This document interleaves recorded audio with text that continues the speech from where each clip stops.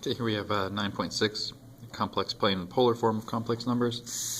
So our objectives, graph complex numbers in the polar plane, or the complex plane, sorry, and then convert complex numbers from rectangular form, that should be and, vice versa. So return them back. So complex numbers are graphed on the complex plane. The real axis is the horizontal axis, the imaginary axis is the vertical axis, so instead of x and y, it's real and imaginary. So you can find the absolute value of complex numbers. So this is the distance from the origin. So if z is some complex number, a plus bi, then the absolute value of z is the square root of a squared plus b squared. So for example 1, graph each number in the complex plane and find its absolute value. So we're going to call this guy z1 and z2 so I can tell them apart. So for the first number, for z1, 3 plus 2i, so on the real axis I have to go over 3, because that's my real value, and then up 2 on the imaginary axis. So this is z1. z2 is at 4i, so it's no distance left or right, and then up 4 units. So there's z2.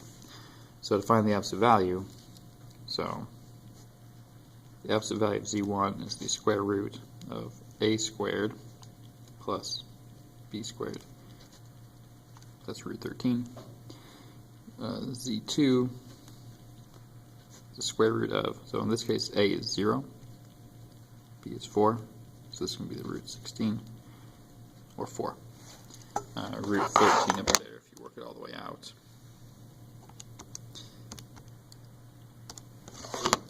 Is about 3.6. Okay. Polar form of a the trigonometric form of a complex number, ABI is r cos theta plus I sine theta. So where r and theta are two values that we'll have to find. R and theta are found the same way when you convert rectangular to polar coordinates. So that means r is the square root of x squared plus y squared, but in this case, since we have a complex number, it's a squared plus b squared. That's the r value. Theta is the inverse tangent b over a plus 180, whoops, if a is less than 0.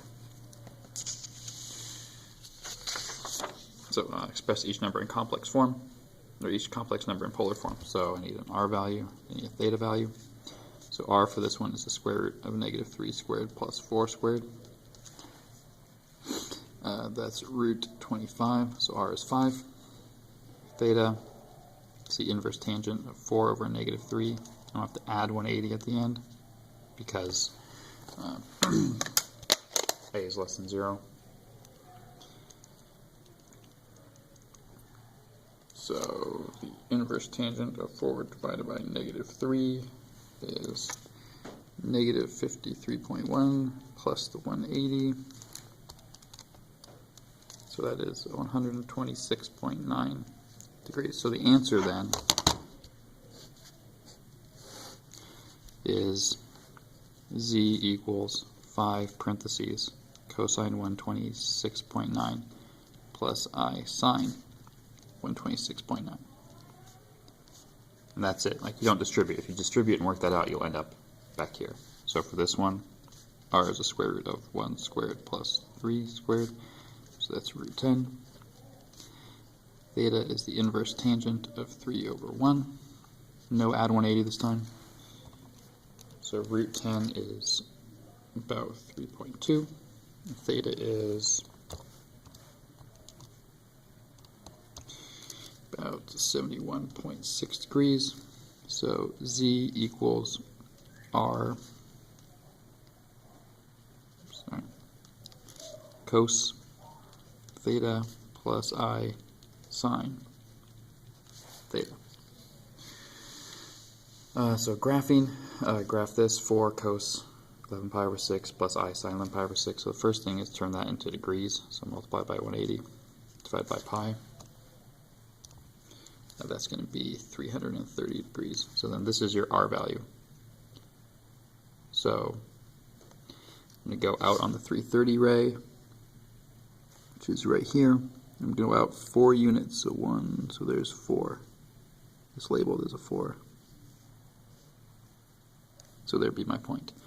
To express in rectangular form, you actually just distribute the problem out. So 4 times the cosine of 330 is 3.46, and then 4 times the sine of 330, we'll take care of the I later. It's going to be negative 2i, so putting it all together, it's 3.46 minus 2i. And that's that point. And that's all for section 9.6.